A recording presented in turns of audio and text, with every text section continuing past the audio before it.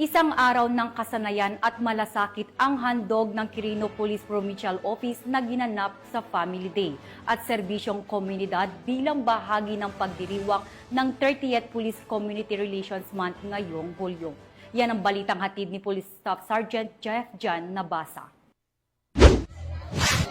Puno ng saya at pag-asa, ganito mailalarawan ang mga dumalo sa makabuluhang Family Day sa Quirino Police Provincial Office bilang pagdiriwang ng ika-30 anibersaryo ng Police Community Relations na ginanap sa QPPO Parade Ground kahapon.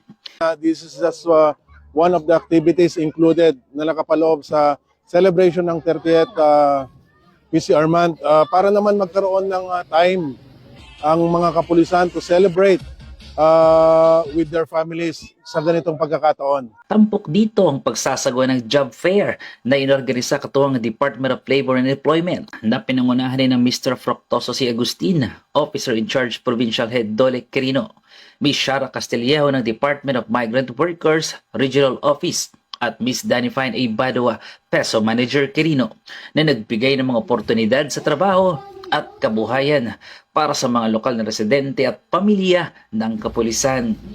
Inilunsad din ng kauna-unahang PSA mobile outlet upang mas lalo pang ilapit ang serbisyo. Highlights din ng programang pagbibigay ng portasol ng Department of Science and Technology sa mga piling tauhan ng Quirino Police Provincial Office. Ang Portasol Portable Solar Dryers ay isang makabagong teknolohiya na makakatulong sa kabuhayan ng mga benepisyaryo. Nagsagawa din ng pamamahagi ng mga school supplies, feeding program at libreng gupit sa programang BBM o Barbero ng Bayan si Mamang Pulis. Katuwang ang Darwin Supermart Printing Services, Anti-Narcotics International Assistant Group o NARIAG at LGBTQI+ Quirino sa pangunguna ni Mr. Eugene Coriado para sa mga mag-aaral ng QPPO Child Development Center na nagbigay ng mga kagamitan at nutrisyon sa mga kabataan.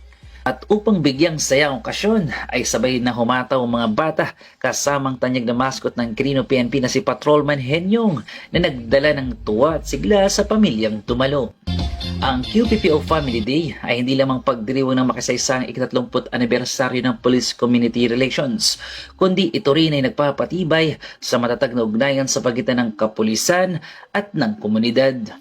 Sa pahayag ni Police Colonel Paul Y. Gamido, binigyan din niya ang kalagahan ng pamilya at ang pagpapahalaga sa mga taong naglilingkod sa komunidad. Sa ilalim ng bagong mukha ng paglilingkod at sa patuloy na paghubog ng isang bagong Pilipinas, binibigyang halaga natin hindi lamang ang ating tungkulin, kundi higit sa lahat ang ating mga pamilya.